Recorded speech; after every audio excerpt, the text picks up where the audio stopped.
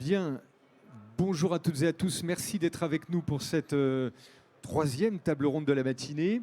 Nous allons évoquer le thème de l'énergie, alors qui est un thème cette année vraiment très important, ô combien pour toute l'industrie. Je vous présente les invités qui nous ont fait le plaisir de venir avec nous. Adeline Pillet, coordinatrice du pôle industrie 2050 à l'ADEME. Bonjour. Éric Sénéchal, CETIM, bien sûr. Et puis spécialiste de l'énergie et de l'efficacité énergétique. Antoine de Saint-Amand, bonjour. Vous êtes directeur du département de l'action régionale EDF et direction des grands comptes. Ça, oui. Et puis Vincent Mahéot, vous êtes président de Hélion Hydrogène Power, une filiale Alstom. Et vous allez nous parler d'hydrogène tout à l'heure, qui est une thématique aussi très, très porteuse aujourd'hui. On va commencer avec vous, Adeline Pillet, pour avoir quelques chiffres et un regard sur aujourd'hui l'énergie dans l'industrie et dans les entreprises. Voilà, je vous laisse commenter les slides qu'on va défiler à l'écran. Oui, bonjour à tous. L'objectif de cette table ronde, c'est parler d'énergie, donc peut-être rappeler des données de contexte. Aujourd'hui, l'industrie, c'est 22% de la consommation d'énergie française. La consommation énergétique, ça représente 77% des émissions de l'industrie. Et donc, quel est le poids de l'industrie justement dans les émissions françaises de GES?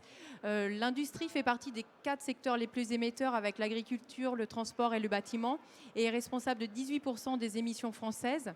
La particularité de ce secteur-là, c'est qu'on a des émissions qui sont concentrées, dont les 2/3 sont émis par, on va dire, 9 secteurs énergo-intensifs.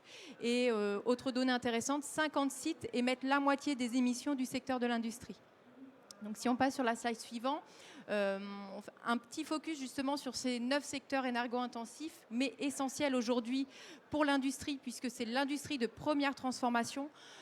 Donc ce sont des secteurs qui à la fois vont consommer beaucoup d'énergie et de fait, puisque c'est souvent corrélé, vont aussi beaucoup émettre. Donc on a le secteur de l'acier, du ciment, du papier carton, du verre, du sucre, de tout ce qui est, on va dire, le secteur chimie, plus spécifiquement l'éthylène, l'ammoniac et le chlore. Et on a aussi un peu le secteur de l'aluminium.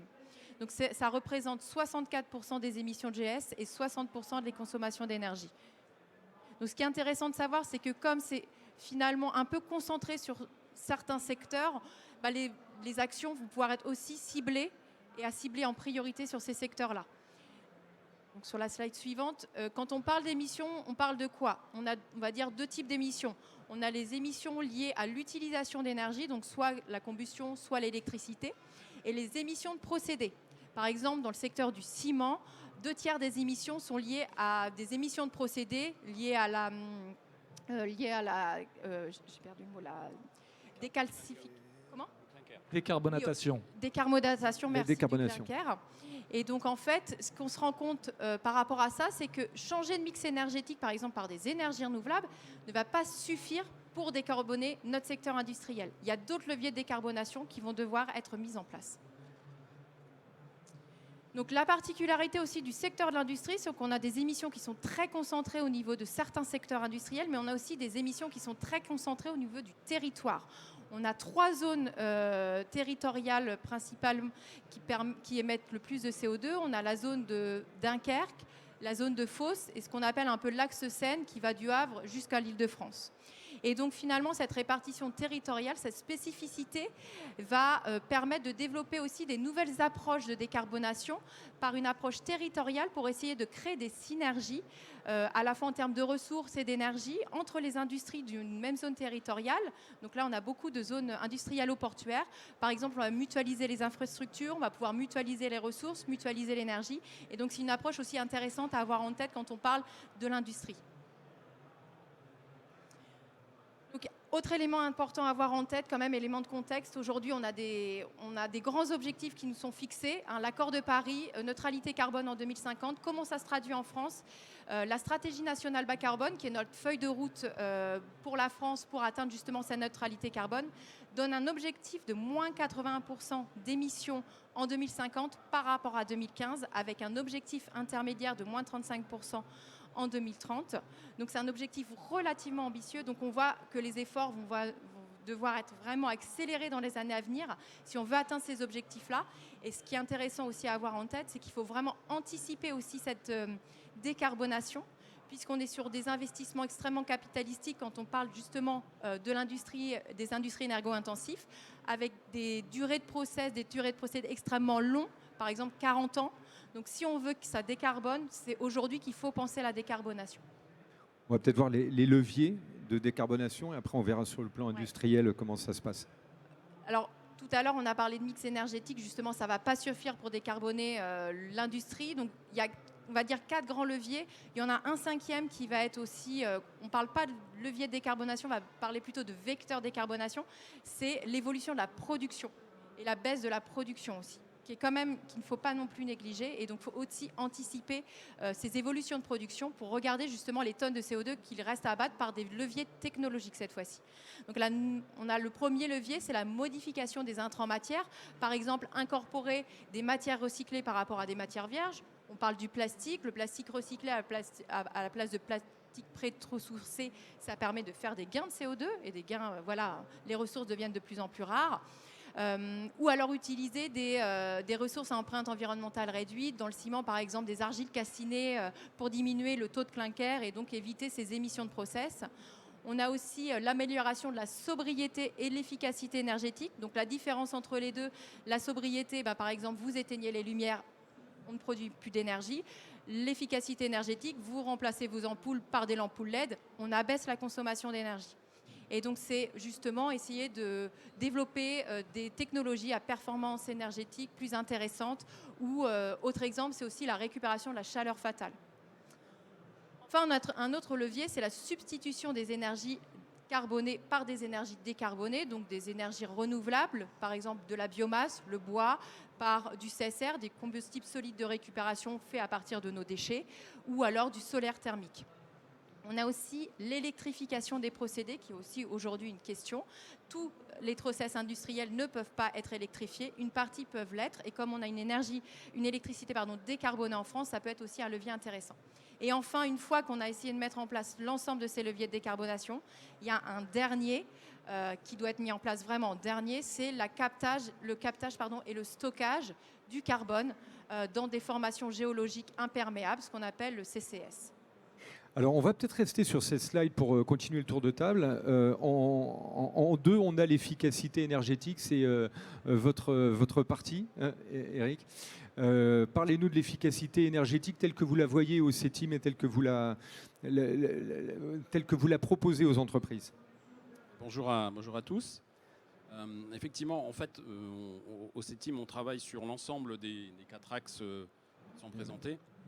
Donc moi, je suis plus particulièrement spécialiste de cette partie efficacité et aussi de la partie gaz à effet de serre. Voilà. Donc on pourra en reparler si vous souhaitez. Donc sur la partie efficacité, en fait, on mixe sobriété, qui est vraiment l'arrêt finalement de la consommation, que ce soit des utilités sur un site industriel ou voire même du process. Donc on va travailler la notion de talon de consommation. C'est comme chez nous, hein. On a chez nous la consommation de veille sur nos téléviseurs, sur nos différents appareils ménagers. Dans le monde industriel, on a également ce type de problématiques pour lesquelles les machines parfois restent en veille, restent allumées pendant des périodes de non-utilisation de nos productions. On est bien près du micro. On va travailler sur ce domaine-là. On va travailler tout d'abord sur le bilan, hein, puisqu'il faut évidemment savoir d'où on part pour pouvoir cheminer un petit peu sur cette problématique d'efficacité énergétique. Donc faire un bilan, essayer de trouver un plan d'action pour aller creuser les différentes pistes, soit de sobriété comme je viens de le décrire, soit d'efficacité. Et puis on va aider les entreprises donc à mettre en place ces plans d'action. Donc la partie efficacité, elle passe par différents niveaux. Elle passe déjà par l'analyse finalement du fonctionnement du process, parce que c'est là qu'en général on va retrouver les gains importants d'efficacité énergétique. Alors c'est pas forcément une partie facile finalement d'analyse, puisque ce sont des procédés de fabrication très divers hein, en fonction des sites industriels. Mais en tout cas c'est là où on a un gisement important. Et puis c'est là où on a souvent le plus de difficultés à mettre en place les choses, parce que le process est là depuis un certain temps et il faut parfois le révolutionner pour faire des vrais gains d'efficacité énergétique. Ceci étant dit, c'est tout à fait possible et avec des gains très importants. Donc dans la démarche, il y a cette notion d'analyse finalement de la partie consommation d'énergie sur le process et sur les utilités, mais aussi sur le process, bien sûr. Et puis on va l'analyser notamment en travaillant la mesure de la consommation d'énergie. Donc en énergie, on a quelques invariants. Et le premier invariant, c'est pour connaître donc la vraie consommation de l'entreprise ou du procédé, il faut faire une mesure, tout simplement, parce que c'est absolument pas intuitif. Et donc mettre en place des dispositifs de mesure et de recueil de cette donnée pour pouvoir l'analyser. Voilà. On développe aussi, toujours dans cette notion d'efficacité énergétique, la notion de formation. Parce que tout simplement, vous pouvez avoir la meilleure machine ou la meilleure voiture, par exemple, au point de vue consommation intrinsèque. Par contre, si vous avez le mauvais conducteur ou la mauvaise façon d'utiliser votre machine, eh bien, vous pouvez détruire finalement cette superbe performance énergétique. Donc, cette notion de travail au niveau de la formation ou de la sensibilisation vis-à-vis de cette efficacité énergétique est un point très important dans l'objectif justement d'obtenir les points qu'on vient de voir avec l'ADEME. La mesure avec les capteurs, d'avoir un audit très précis. On a beaucoup de représentants d'ailleurs de cette industrie, de la mesure sur le salon. Et puis la formation, intégrer les équipes dans cet état d'esprit. Je voulais juste terminer. Le troisième volet, c'est la R&D qui va nous aider effectivement à avancer dans la démarche. Ce n'est pas le seul trépied, c'est pas le seul point du trépied. En tout cas, c'est un point important. Carrément. On a vu tout à l'heure avec la table ronde sur l'économie circulaire, les gains de matière qui sont aujourd'hui importants parce qu'on gagne à chaque fois de l'énergie. Alors Antoine de Saint-Amand, vous au niveau EDF, vous connaissez bien aussi l'efficacité énergétique. C'est une thématique que vous portez au sein du groupe depuis pas mal d'années. Parlez-nous de cette vision que vous avez sur l'efficacité énergétique par rapport aux grands comptes notamment, puisque vous êtes en charge. Oui, merci. Vous avez raison, l'efficacité énergétique à la direction grand compte d'EDF et même chez les commerciaux d'EDF, ça existe depuis toujours, depuis longtemps en tout cas. Vous vous souvenez, l'ouverture du marché sur les grands comptes, ça s'est fait progressivement par seuil d'éligibilité. C'était en 1999, ça fait maintenant plus de 20 ans que pour se différencier des fournisseurs alternatifs, eh bien, nous avons proposé à nos clients un prix compétitif, bien sûr, mais aussi de leur apporter de la valeur sur leur consommation. Et donc j'anime une équipe de 30 ingénieurs d'affaires qui sont répartis sur tout le territoire et qui sont au contact des industriels, des hyper électro-intensifs, si on fait référence à la plaque de Dunkerque ou la vallée du Rhône, mais aussi les électro-intensifs tout court et les grands clients tertiaires. Et notre credo, alors pendant ces premières années, évidemment, ça a été d'abord et surtout l'efficacité énergétique. Mais depuis maintenant quelques temps, on dit aux équipes, l'usine du futur, puisque c'est le thème, l'usine du futur, eh bien, ce sera une usine décarbonée. Et d'ailleurs, la raison d'être du groupe EDF, dans la raison d'être, on indique, c'est notre vocation, c'est construire un avenir énergétique neutre en CO2. Et donc, pour y arriver, on s'appuie sur 3 piliers. Le premier, c'est l'expertise technique, parce que vous connaissez EDF, c'est un parc en exploitation, un parc nucléaire, du renouvelable, qui embarque une capacité d'ingénierie très forte. Et quand on identifie que chez un de nos clients, il y a une possibilité de faire progresser, comme on a pu le faire sur nos outils, eh bien, les installations, eh bien, on leur propose de les accompagner.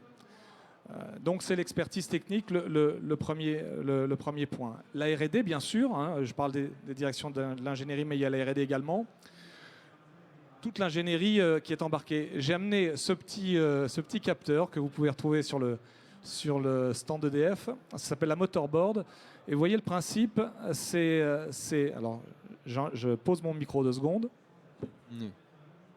Merci Alstom. Donc je prends le capteur, j'enroule le câble d'alimentation d'un moteur électrique, j'enclenche le capteur, merci, et puis je le laisse 10 jours, 15 jours, je reprends le capteur, j'analyse les données, associé à un logiciel développé par la R&D, je sais dire, et ça intéressera le CETIM, si le rendement du moteur est bon, s'il faut installer une variation de vitesse, s'il faut upgrader, passer sur un moteur à aimant permanent ou autre chose. C'est juste un exemple, ça concerne la motorisation, parce que dans l'industrie, 70% de l'électricité est concentrée sur la force motrice. Donc cet accompagnement, mes équipes le font au quotidien. Ça, c'était, je vous parlais de l'expertise. Elle est très large. Là, j'ai pris un exemple, c'était pour vous faire une illustration. L'innovation, elle est portée par les startups, par les filiales du groupe. Il y en a beaucoup sur tout ce qui est multitechnique. Vous connaissez Dalkia et ses filiales de spécialité sur l'exploitation d'une manière générale, mais aussi sur la production de froid, sur l'air comprimé, sur l'électrification des procédés qui revient en force, puisque vous savez que pour décarboner, il faut chasser le fossile. Et pour chasser le fossile, il faut mettre de l'électricité à condition qu'elle soit pas trop carbonée, mais c'est ce qui est le cas chez EDF. Nous avons aussi dans la mobilité électrique Easyvia sur les bornes de charge. Nous avons Dynamics sur l'hydrogène pour la mobilité lourde, mais on en parlera tout à l'heure. Toute la partie renouvelable avec le photovoltaïque, et EDF Énergie Nouvelle, bien sûr. Et puis aussi, on l'a approché depuis quelques temps et on trouve des pépites intéressantes sur tout ce qui touche la performance industrielle, le traitement de la donnée. Alors ça touche aussi la performance industrielle, mais l'efficacité énergétique et les deux se rassemblent, hein. D'ailleurs, on peut dire que les usines qui sont performantes, elles le sont aussi parce que l'efficacité énergétique est au rendez-vous. Et vous pouvez aussi, sur le stand, aller voir TipTrack, qui est une start-up qui propose justement de monitorer les actions pour progresser dans ce domaine. L'éclairage, bien sûr, avec Citellum, enfin tous les sujets. Un point important aussi, qui est de plus en plus en discussion, et j'avais un de mes gars dans l'équipe qui en parlait ce matin, c'est le stockage. On a une société qui s'appelle Store and Forecast, bon, qui fait du stockage, parce que associé à de l'autoconsommation sur des panneaux photovoltaïques, si on est capable à un moment, quand les besoins de l'usine ne viennent pas absorber toute la consommation, on peut faire du stock pour restituer l'énergie aussi. La flexibilité, les capacités d'effacement qui permettent d'éviter au réseau d'engager des moyens de pointe, tout ça, ça participe à diminuer l'empreinte carbone des unités d'œuvre qui sortent des usines. Et puis le troisième volet, c'est le financement. Parce que dans les objectifs de mes commerciaux, vous savez que EDF est un acteur obligé dans le cadre des certificats d'économie d'énergie. Et donc le système, hein, c'est si un industriel fait le choix d'une techno qui surperforme sur le plan de la consommation d'énergie, eh bien dans certains cas, dans la plupart des cas, elle est éligible à des certificats d'économie d'énergie et EDF, comme obligé, les rachète, ce qui vient très significativement améliorer les temps de retour et ce qui encourage les industriels à passer à l'action. Et donc ça, eh bien, on essaie de les acheter au meilleur prix pour remplir notre obligation, mais globalement, ça s'est assez sensiblement apprécié à la hausse et on a des temps de retour qui sont compatibles avec les critères économiques des industriels. Et ça permet d'engager des projets qui vont dans le bon sens. Donc le financement, ça passe par les C2E, par une filiale aussi. J'en cite beaucoup, mais elle s'appelle Perfesco.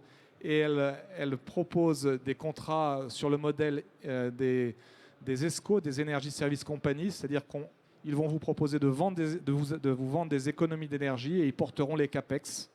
Et donc c'est très intéressant, notamment les directions financières sont contentes de voir qu'il y a des économies qui sont faites, que la performance progresse sans pour autant que le bilan vienne s'alourdir sur les actifs.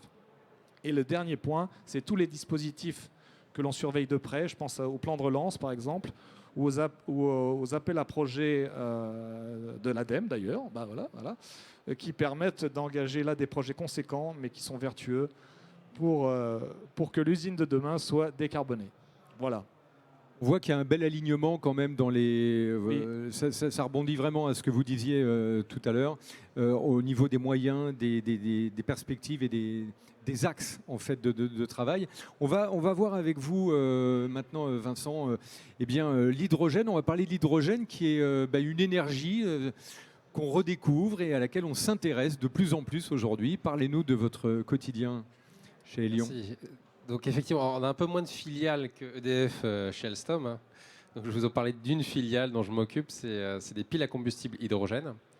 Alors en l'occurrence, l'hydrogène, ce n'est pas une énergie, c'est un vecteur d'énergie, c'est-à-dire que ça ne crée pas d'énergie, mais on s'en sert pour faire transiter une énergie d'un côté vers un usage. Juste, je vais faire un petit peu mon Michel Chevalet 2 minutes. C'est quoi une pile à combustible? Je ne sais pas si vous avez vu une petite photo, je crois que vous avez envoyé, mais bon, c'est pas très grave. C'est un espèce de moteur chimique, c'est-à-dire dans lequel on envoie de l'hydrogène, qui est donc le vecteur, et on prend l'oxygène de l'air, et ça produit de l'électricité, et ça n'émet qu'une seule chose, c'est de l'eau pure. Donc ça, c'est comme pratique quand on veut faire zéro émission. Alstom, il se trouve, est le seul acteur au monde à avoir des trains à hydrogène. Et donc du coup, on s'est dit qu'on allait rentrer dans la chaîne de la valeur de l'hydrogène, qui nous permet d'avoir quelque chose de très décarboné, quand on ne peut pas électrifier de façon limitée en carbone. Et je rejoins complètement ce que disait EDF précédemment. On a eu quelques surprises quand on livre des trains électriques sur un réseau électrifié dans des pays à fort taux de carbone d'émissions de production d'électricité. C'est en général moins vertueux que des trains diesel. C'est assez curieux, mais c'est comme ça. Bref, pour revenir à notre point sur les piles, je diverge un peu. Vous avez à peu près 2 heures, c'est ça? Non, on a 1 heure, on a jusqu'à 13 heures. Donc pour revenir sur l'hydrogène, ce qui est important pour rentrer dans notre sujet de décarbonation, en fait, on a un arc-en-ciel d'hydrogène. Donc il y a une espèce de code couleur comme ça, où on essaye d'éviter tout ce qui est hydrogène gris, c'est-à-dire issu des sources fossiles. Et on va aller vers de l'hydrogène bleu ou de l'hydrogène vert. Donc bleu, c'est du fossile mais décarboné, c'est-à-dire qu'on va prendre le carbone, on va l'enfouir, on va décarboner, soit vert, parce que ça vient des énergies renouvelables. Et donc dans tous les cas, on a un vrai sujet, c'est que en quoi une pile à combustible va compléter un arsenal. Arsenal numéro 1, c'est clair, on électrifie, quels que soient les usages. Arsenal numéro 2, on met des batteries, quels que soient les usages. Sauf que y a des trous dans la raquette. Et le trou principal dans la raquette, c'est la forte puissance. Donc dès qu'on dépasse les centaines de chevaux, donc les centaines de kilowatts jusqu'à plusieurs mégawatts, et ou quand on veut plusieurs centaines de kilomètres ou plusieurs milliers de kilomètres d'autonomie. Et là, vous faites ce que vous voulez, mais la batterie, ça ne fera jamais le job.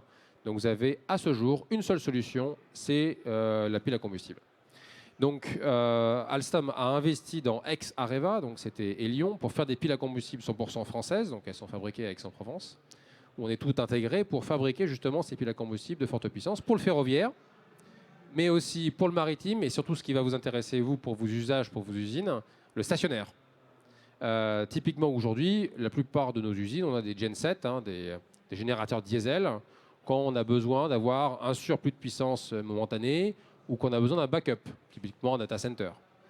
Demain, on va devoir décarboner cet usage-là. Et le seul usage pour ça, c'est des piles à combustible de forte puissance qui utiliseront soit de l'hydrogène bleu, soit de l'hydrogène vert. Donc c'est tout ça, l'intérêt, c'est d'avoir un développement, grâce notamment au support de l'ADEME, mais pas que, de pouvoir développer des briques qui vont synergiser tous ces besoins-là, que ce soit du ferroviaire, du maritime et du stationnaire.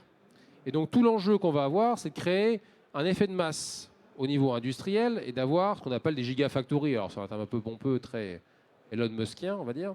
Mais ces gigafactories qui commencent à démarrer sur la partie électrolyseur, donc ce qui permet de transformer, je sais pas, de l'éolien ou du panneau photovoltaïque en hydrogène, de pouvoir faire la même chose, mais au niveau des piles à combustible. C'est tout l'effort qu'Alstom est en train de mener avec Elion, avec déjà 6 millions d'euros d'investissement pour avoir déjà une capacité aujourd'hui, alors c'est pas du gigawatt, c'est du 30 mégawatts. Mais 30 mégawatts, c'est l'équivalent d'une consommation pic de La Rochelle ou de Versailles. Donc ça commence à être significatif. Le vrai enjeu pour nous, c'est quoi? Il est multiple, c'est qu'on est sur une nouvelle technologie. Donc ça veut dire qu'il faut qu'on embarque tous les gens ici, là, c'est-à-dire les fournisseurs, ceux qui vont nous fournir des composants, qui sont forcément, quand on est sur une nouvelle technologie, soit en monopole, en duopole, dans le meilleur des cas, en oligopole. Il faut qu'on ait des capacités chez eux, donc il faut qu'on soit significativement attractif pour avoir ces capacités-là. les faire monter en cadence, parce que tous les besoins arrivent dans le maritime, le stationnaire, le ferroviaire, donc il faut qu'on monte là-dessus.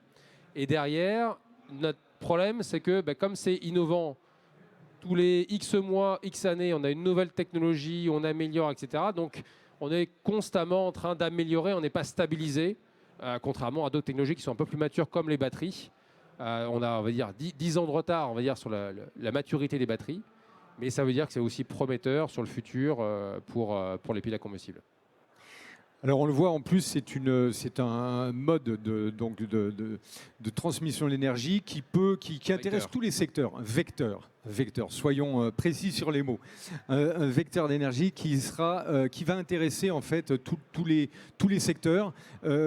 Comment on arrive à convaincre les gens qui sont là de faire la bascule ou de se projeter, on va dire, à 5 ou 10 ans, notamment peut-être dans le plan de relance, ça peut être une des voies, c'est clairement une des voies qui est tracée quand même, on peut le dire. Lynn, et puis juste après on va échanger là-dessus. Oui, en effet, nous on accompagne, alors après je pourrais peut-être exposer, on a différents dispositifs d'aide. L'ADEME justement a essayé d'accompagner cette vision un peu plus long terme, fait de la prospective à l'ADEME. On a sorti nos visions transition 2050 avec 4 scénarios pour décarboner en 2050 la France. Je vous invite à aller consulter le rapport. Et donc, en effet, on a aussi des moyens financiers qui nous sont alloués pour essayer d'anticiper et d'accompagner les secteurs industriels dans cette décarbonation. Donc, je ne sais pas si on en parle maintenant ou si on en parlera après. On peut y aller. On peut passer du coup les slides peut-être. Exactement, les slides suivantes. On était sur... Ah. Alors lui, il s'est éteint parce qu'il était en veille. On va devoir regarder un petit peu derrière. Là, on avait un retour. Un peu une synthèse finalement du discours que j'ai tenu tout à l'heure sur les grands enjeux finalement de notre secteur industriel pour qu'il puisse se décarboner. Voilà, un macro-secteur avec des émissions très concentrées à la fois sur certains secteurs au niveau territorial. On a des objectifs environnementaux qui sont extrêmement ambitieux aujourd'hui, d'atteindre moins 80% d'émissions en 2050 aujourd'hui, c'est très important. Et donc l'ADEME accompagne justement ce secteur de l'industrie pour aider à se décarboner et surtout accélérer cette décarbonation. Et donc si on passe sur la slide suivante, donc l'ADEME a été opérateur de l'État pour mettre en place le plan de relance sur la partie transition écologique. On avait un budget qui était alloué de quelques milliards d'euros. On est aussi opérateur pour France 2030 et au total pour le secteur de l'industrie, c'est 5,6 milliards d'euros de l'État pour décarboner l'industrie. 5 millions, c'est pour des aides en fait directes au déploiement de solutions de décarbonation et on va dire à peu près 600 millions d'euros plutôt sur l'innovation. Donc sur les 5 milliards d'euros, on aura 1 milliard plutôt pour l'industrie diffuse. C'est vrai que j'ai un peu fait un focus sur l'industrie fortement émettrice, mais il y a toute l'industrie diffuse. Tout le monde a la carte à jouer quand même. Donc 1 milliard d'euros plutôt sur l'industrie diffuse, qui est la suite du fonds de décarbonation de l'industrie du plan de relance. Et on aura 4 milliards d'euros vraiment sur certains secteurs très émissifs pour aller financer ce qu'on appelle des gros projets, gros objets industriels. Alors là, cette slide-là, l'objectif, c'est pas de la regarder dans le détail. Elle est un peu, on va dire, un peu chargée. L'objectif, c'était surtout de montrer qu'il y a des soutiens sur l'ensemble, on va dire, de la vie d'un projet, à la fois sur la partie vraiment de recherche et développement. Alors, on va dire les TRL1, c'est pas l'ADEME qui les opère. On va dire de TRL1 à TRL4, on est plutôt sur l'ANR, l'Agence nationale de recherche. Nous, on est plutôt sur, on va dire, la partie maturation avec les financements d'innovation. Donc, on a plusieurs guichets pour financer justement l'innovation. Et nous, on est là aussi pour financer le déploiement, que ce soit en termes de CAPEX ou d'OPEX. Et aussi l'industrialisation de l'offre. Donc on est sur la partie à la fois demande-offre. Et puis bon, j'en parlerai peut-être pas, mais on a aussi, on accompagne bien évidemment les études, le financement d'études. Et par exemple, on a sorti un appel à projet zone industrielle bas carbone. Je vous ai parlé de 3 grosses zones par exemple qui émettent énormément. On en a d'autres. Et donc là, l'objectif, c'est d'aller financer ce qu'on appelle l'appel à projet ZIBAC, d'aller financer des études justement pour trouver cette synergie entre acteurs industriels d'une même zone pour pouvoir décarboner une zone industrielle. Donc l'appel à projet est en cours. Il y a plusieurs dates de clôture intermédiaires. Et donc juste sur la slide suivante, voilà, ça c'est juste pour vous donner les grandes dates de clôture ou on dit plutôt de relève des dispositifs d'innovation. Donc on a différents dispositifs, e-bac PME, demi-bac, Z-bac, Solimbac, donc ces petits noms en bac qui veut dire bas carbone. Et donc après, je ne vais pas du tout rentrer dans le détail, c'est pas l'objectif. Si vous voulez des informations, il ne faut pas hésiter à aller sur le site de l'ADEME, Agir pour la transition. On a aussi un stand qui est à peu près à 50 pas d'ici, juste à côté si vous avez des questions. Donc là, c'est plutôt les appels à projets d'innovation.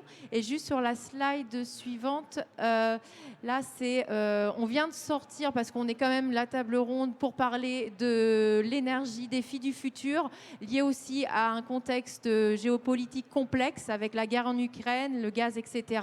Et donc, on vient de sortir un peu en urgence un appel à projet qui s'appelle Appel à projet Industrie zéro fossile. L'objectif, justement, c'est de se passer de ces énergies carbonées vers des énergies décarbonées. Il se découpe en 3 volets. Le premier, c'est l'installation de production de chaleur à partir de biomasse. Le deuxième volet, ça va financer, on va dire, Décarb Industrie. C'est plutôt la suite du fonds décarbonation de l'industrie, donc des procédés plutôt décarbonés. Et le dernier, qui est un peu plus une nouveauté, Décarb Flash. Donc là, on va dire, on va financer, ce sera une partie plus forfaitaire pour essayer de financer des équipements déployables rapidement pour essayer de décarboner assez rapidement la filière et se passer surtout d'énergie carbonée. Avec les dates, voilà, vous voyez les dates de clôture très rapides. On l'a ouvert le 29 avril dernier, un peu en urgence. Date de clôture 23 juin. Et Décarb Flash, lui, l'ouverture, ce sera le 1er juillet prochain. Voilà, donc l'ADEME à suivre de près puisque vous allez piloter un peu toutes ces annonces, toutes ces réglementations, tous ces calendriers en fait. Vous allez être les référents un peu dans le développement et le déploiement de ces calendriers. Voilà, la décarbonation de l'industrie. Aujourd'hui, on a des moyens financiers très importants pour essayer d'accélérer très massivement la décarbonation du secteur de l'industrie. Mais il faut y aller quand même avec mesure et il ne faut pas s'emballer. Peut-être si on revient, Vincent, sur le contexte, là on se dit justement avec le conflit Russie-Ukraine, on voit que le gaz, il va falloir vraiment beaucoup d'imagination et c'est là quand même que les nouveaux styles de recherche d'énergie, de solutions énergétiques, comme l'hydrogène, quand on l'exploite, le bleu et le vert, on a bien compris, c'est des voies d'avenir parce que là on est typiquement devant le cas de se dire les ressources sont vraiment limitées. L'hydrogène est d'autant plus une voie d'avenir que dans le coût de l'hydrogène, la part transport est très significative. Ce qui veut dire que tout l'intérêt de l'hydrogène vert, c'est qu'il soit produit localement, en tout cas le plus localement possible. Ce qui évidemment vous affranchit de toute problématique géopolitique diverses et variées. Donc avec le produit Décarb Flash, vous allez pouvoir acheter des piles à combustible de forte puissance subventionnées avec nos amis Dynamix qui vont pouvoir du coup vous faire tout un champ de panneaux photovoltaïques pour produire près de chez vous de l'hydrogène vert. Donc grosso modo, ce que je blague, mais on a des écosystèmes qui sont assez fiables, on va dire, durable, assez court terme dans l'application. On va prendre un exemple, alors malheureusement c'est le plus grand écosystème en France d'hydrogène vert depuis 10 ans. Donc je veux dire malheureusement parce que c'est depuis 10 ans, c'est toujours le même projet. C'est Myrte à côté d'Ajaccio. Pour le coup, ça a été intégralement fait par Elion, donc Alstom, où vous avez à peu près 600 kW de PV, de panneaux photovoltaïques qui alimentent un électrolyseur qui stocke ensuite l'hydrogène et qui réutilise quand on a besoin d'équilibrer le réseau électrique. Vous savez qu'en Corse, on n'est pas très bien relié au réseau continental. Donc ça va d'aider en tout cas à stabiliser ce réseau électrique. Donc c'est quelque chose qui existe, ça fait 10 ans que ça existe. Et en fait, il suffit de le faire. Voilà. Donc c'est une volonté de le faire. Alors grâce au pouvoir public, maintenant on comprend depuis, on va dire, 3-4 ans, il y a un boost très important au niveau de l'hydrogène. Et en fait, même si ça va vous prendre du temps dans votre réflexion, les briques techno existent. Voilà. La seule problématique, c'est que il faut lancer la machine et donc commencer quoi. Donc c'est pas si compliqué que ça. pas si compliqué. On parle du mix là, hein. On est vraiment sur un mix. On va associer le photovoltaïque. Le mix, c'est aussi un des sujets, j'imagine, d'attention au niveau de d'EDF. Justement, vous diversifiez un maximum. On a le nucléaire, mais on a aussi le photovoltaïque. Le mix énergétique, c'est une nécessité aujourd'hui et c'est la voie raisonnable, on va dire, plutôt qu'une opposition constante qu'on a depuis des années entre Alors, nucléaire, oui, de l'éolien, de tout, quoi. oui, je vais pas vous dire le contraire. Le parc d'EDF, c'est toujours le nucléaire qui prédomine. Et puis, il y a la montée du renouvelable, bien sûr, qui existe depuis longtemps. Il y a l'hydraulique, hein, qui était là avant le nucléaire, bien sûr. Et il y a le photovoltaïque aussi. Il y a aussi un peu de biogaz. Je regardais les chiffres sur l'empreinte carbone du kilowattheure produit par EDF en France. C'est vrai, sensiblement, le poids du carbone, les grammes de carbone est sensiblement plus bas. On a commencé à communiquer depuis 2002. En janvier 2002, il était de 81 grammes par kilowattheure produit. En janvier 2022, il est beaucoup plus bas. Et on est sur quelques dizaines de grammes par kilowattheure produit. Alors ça, c'est pour les meilleures performances européennes avec la Norvège, la Suède, la France. Et puis on a ceux qui produisent davantage avec la Pologne, l'Allemagne, par exemple, ou même l'Italie qui en produisent plus. Donc oui, on est attentif à ça. Si on revient 2 secondes sur l'usine, je pense à Bien sûr, bien sûr. Nous, ce qu'on constate, enfin mes équipes, quand elles vont sur les usines, c'est que ce soit du côté de la centrale d'énergie, que ce soit dans les ateliers, que ce soit même dans les environnements tertiaires, il y a toujours et encore des possibilités de faire mieux. Je lisais parce que vous connaissez tous, j'imagine, Marcel Boiteux, qui a été directeur général d'EDF, qui est rentré dans l'entreprise en 1949, qui a fêté ses 100 ans aujourd'hui, et qui rappelait qu'il fallait plus d'électricité dans les usages, mais moins d'électricité par usage. Et c'est toujours vrai. C'est toujours vrai, et même si nous, on a évidemment intérêt à ce que l'électricité soit l'énergie qu'on retrouve le plus souvent, il n'empêche que, je donnais l'exemple pour la motorisation, il y a plein de sujets sur lesquels il y a encore vraiment des gains à aller chercher. Et avec le surenchérissement des prix de l'énergie, les temps de retour, parce que c'est quand même ça qui fait qu'un industriel passe à l'action ou pas, eh bien, deviennent de plus en plus intéressants. Et je me souviens, il n'y a pas si longtemps, on mettait en avant un constat du CETIM qui disait que dans la régulation, 80% des automates avaient une régulation qui n'était pas adaptée. Eh bien, je ne l'ai pas amené, mais on a un autre device qui permet aussi de proposer une loi de régulation. Vous savez, il y a les PID, vous avez les lois de commande avancées, mais qui permet d'aller gagner encore parfois c'est très significatif, hein, mais parfois c'est même quelques pourcents, mais sur une installation qui tourne 8700 heures par an, à la fin, c'est vraiment significatif sur l'empreinte carbone et sur le coût d'exploitation. Puisqu'on est sur cette thématique, Eric Sénéchal, justement, les entreprises, concrètement, quand vous allez les voir, le sujet typiquement qu'on évoque, là, moins d'électricité dans l'usage, plus dans les usages, mais moins dans l'usage, comment vous embarquez les boîtes en leur disant, tiens, voilà sur quoi vous allez pouvoir gagner. Ça prend combien de temps le développement d'une rationalisation, on va dire, de l'usage électrique ? Alors, tout dépend je dirais, déjà du volume déjà de consommation électrique, et puis de la technicité, par exemple de la partie production qui consomme cette partie électrique. Sur la partie constat initial et audit, ça peut être quelques semaines ou quelques mois.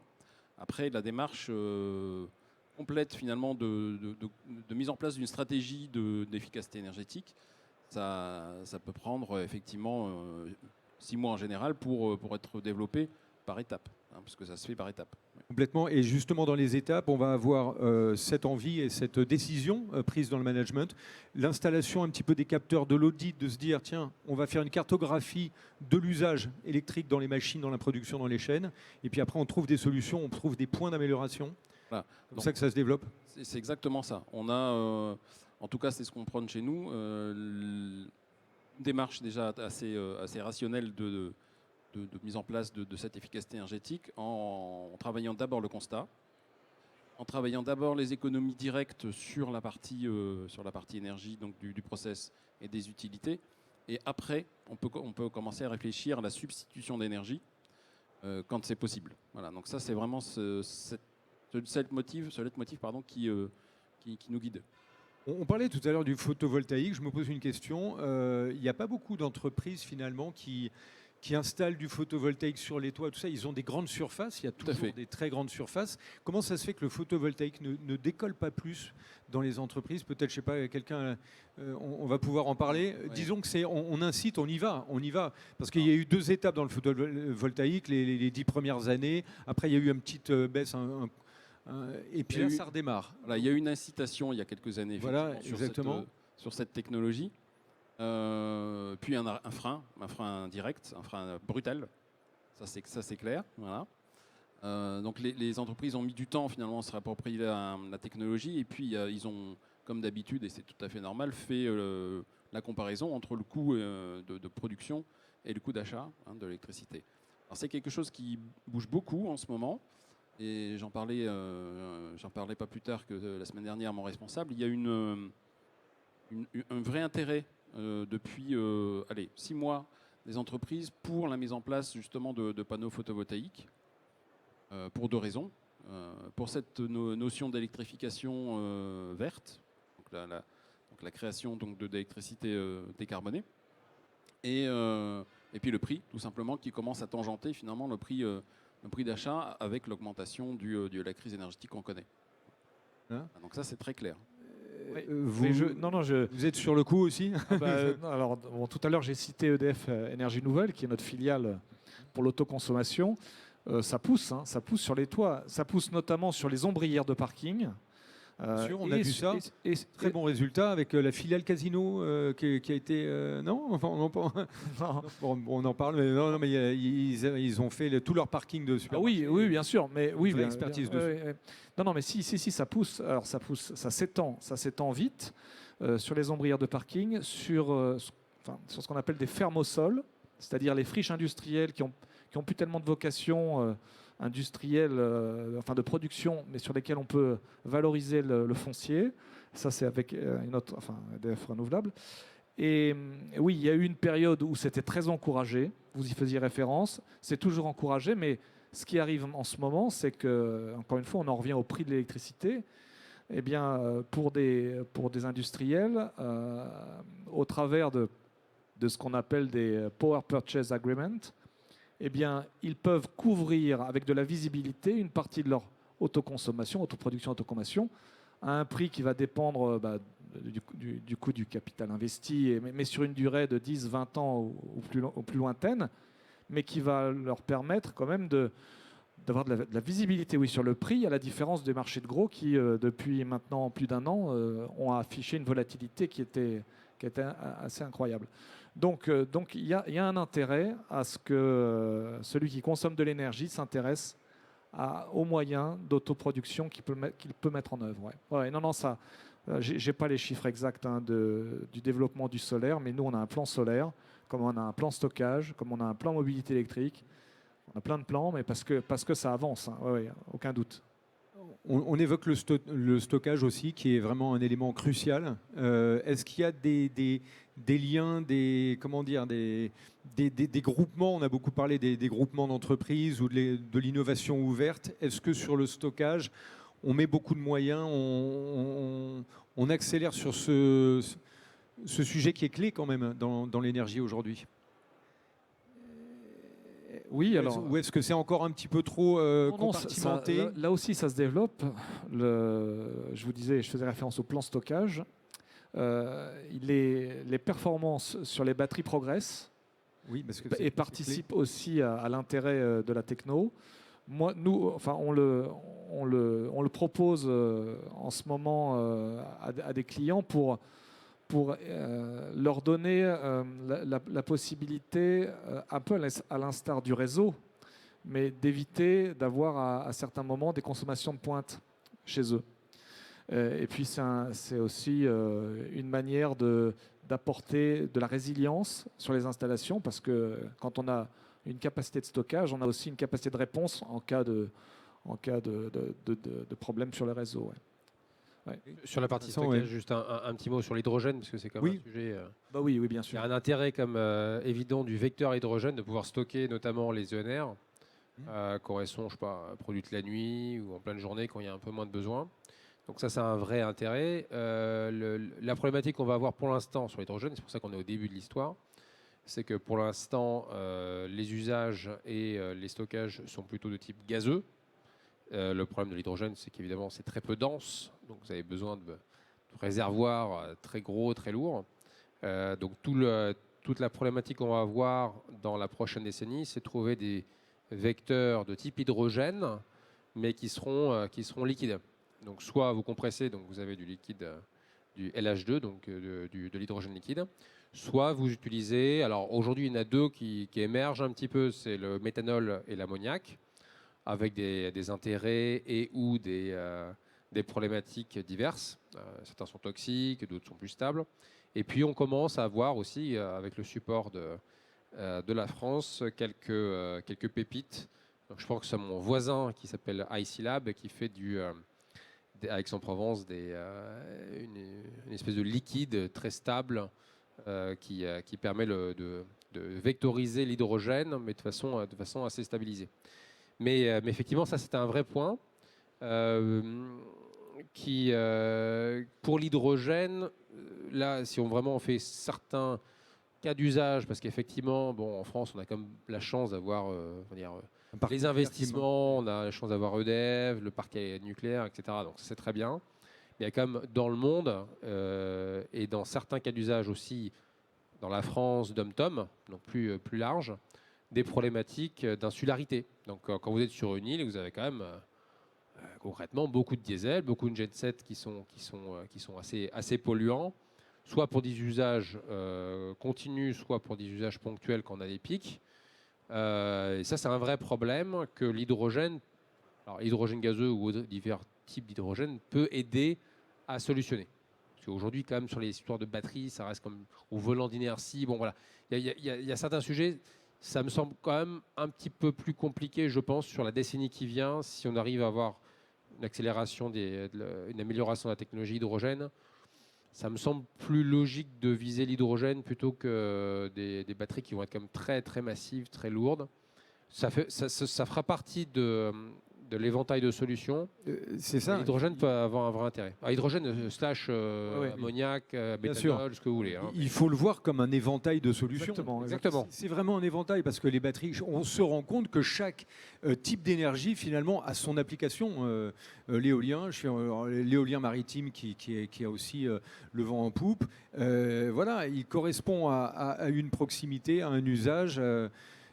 Donc c'est le mix qui va être gagnant et c'est comme ça qu'il faut réfléchir aujourd'hui. Et pour rebondir sur l'hydrogène, c'est une énergie qui a un double intérêt, l'aspect génération d'électricité, on l'a vu avec la pile à combustible, mais aussi sous l'aspect combustion, dont on parle un peu moins souvent, en remplacement justement d'énergie fossile. Et c'est quelque chose qui permettra justement de travailler un petit peu cet aspect stockage, qui est un des points compliqués finalement du dispositif, pour lesquels les industriels n'ont pas beaucoup de réponses. Et c'est vrai qu'on n'a pas beaucoup de réponses industrielles, j'entends, à grande échelle, à leur proposer pour l'instant. Oui, j'avais une idée, c'est le stockage qui me fait penser à ça. On n'a pas beaucoup parlé des quantités vraiment encore, j'allais dire colossales, mais encore importantes d'énergie qui existent dans les usines au travers de toute la récupération d'énergie fatale et de chaleur. Et donc c'est pour ça que je regardais l'ADEME. Et ça, c'est dans le cadre de l'usine du futur, c'est quand même important d'aller continuer à explorer toutes les calories qui sont aujourd'hui délivrées par les procédés et pour lesquelles on peut aller trouver un exutoire qui a du sens. Et là aussi, dans le travail de mes équipes, ça en fait partie largement. Alors c'est complètement inscrit dans la proposition d'accompagnement de l'ADEME, du plan de relance. Mais il y a des très beaux projets où on va, dans le meilleur des cas, amener les calories directement vers un besoin s'il est là et s'il n'est pas trop loin. Ça peut d'ailleurs être l'industrie au service d'une commune pour chauffer pour chauffer un ensemble immobilier. Mais ça peut aussi être quand l'usine est un peu isolée dans une région sympa, mais pas trop urbanisée, la possibilité de convertir ces calories en vapeur et de faire tourner des groupes alternateurs pour faire de l'électricité à nouveau. Voilà, je pensais à ça parce que c'est quand même un volet important des possibilités qui existent aujourd'hui quand on veut diminuer l'empreinte carbone sur des procédés où parfois encore il n'y a que l'énergie fossile, quoi. Sur les piles à combustible, c'est ce je- qu'on propose de base. C'est-à-dire, en fait, sur le stationnaire, en général, soit on fait de la clim, soit on fait du chaud en plus de produire l'électricité. Donc, justement, pour améliorer le rendement global. La chaleur fatale, je suis revenu là sur la slide qu'on avait là. Effectivement, tout ce qui est data center, tout ce qui est centres comme ça qui produisent énormément de chaleur, tout d'un coup, on peut la récupérer, la stocker. C'est une des 4 voies sur lesquelles vous travaillez. En effet, vous avez bien fait de le rappeler, récupération de chaleur fatale, c'est un levier de décarbonation qui est vraiment très intéressant à aller étudier. Quand on parlait de synergie territoriale, d'écologie industrielle et territoriale, la chaleur récupérée peut servir à une entreprise juste à côté ou en interne. C'est un sujet qu'on investigue bien évidemment. Aujourd'hui, il y a beaucoup de possibilités encore à faire sur ce sujet. Et donc, en effet, ça fait partie des leviers de décarbonation. Complètement.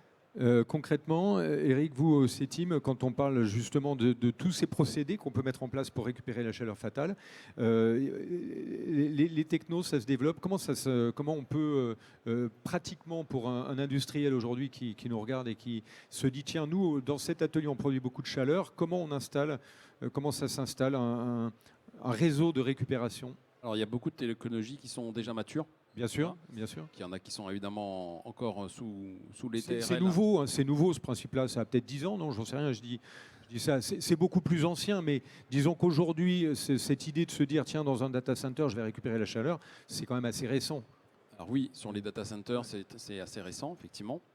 Et c'est quelque chose qui va se développer parce qu'on a de plus en plus besoin de données numériques, donc beaucoup plus de data, forcément. Voilà. En fait, non, les technologies sont relativement matures dans l'ensemble des systèmes. Alors, on a quelques technologies qui vont travailler sur des cycles thermodynamiques, un petit peu comme le groupe froid, mais avec des technologies un peu plus évoluées, qui sont encore alors, pas en développement, mais encore en phase d'industrialisation, qui vont arriver et qui sont tout à fait performantes.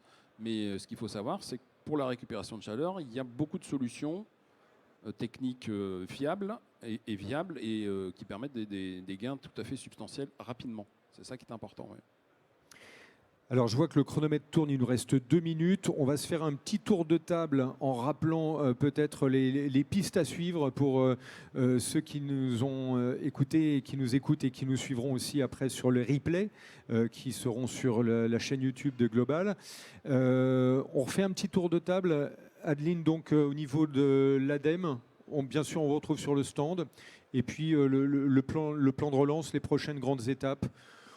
Alors maintenant, on va dire c'est la fin du plan de relance qui va être Oui. la suite, c'est France 2030. Donc en effet, on a des dispositifs dédiés pour décarboner l'industrie. On a parlé d'industrie énergo-intensive, mais il y a aussi toute l'industrie diffuse. Donc voilà, tous les acteurs aujourd'hui présents, ne pas hésiter à venir nous rencontrer sur le stand. On pourra vous renseigner sur les dispositifs d'aide pour vous accompagner dans vos projets, pour accélérer. Voilà, un bon moment pour aller vous voir à l'ADEME. Eric, au CETIM. Au CETIM, effectivement, on travaille sur la totalité finalement des leviers. Je dirais que la première marche dans la partie décarbonation, c'est effectivement le travail sur l'efficacité et la sobriété, en passant par les différentes phases qu'on a vues tout à l'heure. Ce n'est pas la seule marche. Il y a un escalier à franchir qu'il va nous falloir de toute façon monter. Voilà, donc il faut démarrer l'ascension. Voilà. Exactement, il faut se mettre sur l'escalier. Antoine, on peut peut-être refaire un petit coup d'œil, un petit clin d'œil sur le produit que vous avez amené. Oui, merci. Ça va intéresser les industriels. Hein, Non, mais bien sûr, mais c'est un vrai succès. À chaque fois qu'on le présente, ça fonctionne bien. Donc c'est la motorboard développée par la R&D d'EDF. Et donc non, moi ce que je voulais dire encore, mais je suis bien dans mon métier en disant ça, mais que vous soyez industriel ou consommateur d'énergie. Je ne l'ai pas dit tout à l'heure, la direction Grand Compte, c'est 200 comptes, industrie tertiaire, et qui représente à peu près 25% de la consommation nationale. Et donc on a l'équipe des ingénieurs d'affaires dont je parlais, plus les responsables grands comptes qui contractualisent les contrats de fourniture. Mais sinon, sur l'ensemble des marchés, middle market, PME, ETI, etc., il y a les directions commerce en région qui apportent le même conseil. Et donc, le mieux, c'est de les solliciter et ils vous apporteront un conseil et des solutions pour progresser. Voilà, merci. Très bien, et Vincent, pour en quelques secondes, la pile à combustible demain, solution d'avenir. La pile à combustible d'aujourd'hui. Voilà, exactement. C'est ça la conclusion. Très Vous avez des solutions qui fonctionnent pour vos usines, pour vos data centers, vous le mentionniez. Ouais. C'est d'ailleurs peut-être le marché stationnaire le plus significatif de la décennie, avec des enjeux colossaux de production ou de gigafactory ou de megafactory en pile à combustible. Donc on a des solutions qui fonctionnent et on a même l'avantage d'avoir les solutions avec les Lyon Hydrogen Power 100% françaises. Donc profitons-en. Très bien. Merci à tous les quatre d'avoir exploré avec nous ce monde de l'énergie. Très bonne continuation, on vous retrouve sur les stands. Et puis merci à toutes et à tous. Un très bon salon à vous.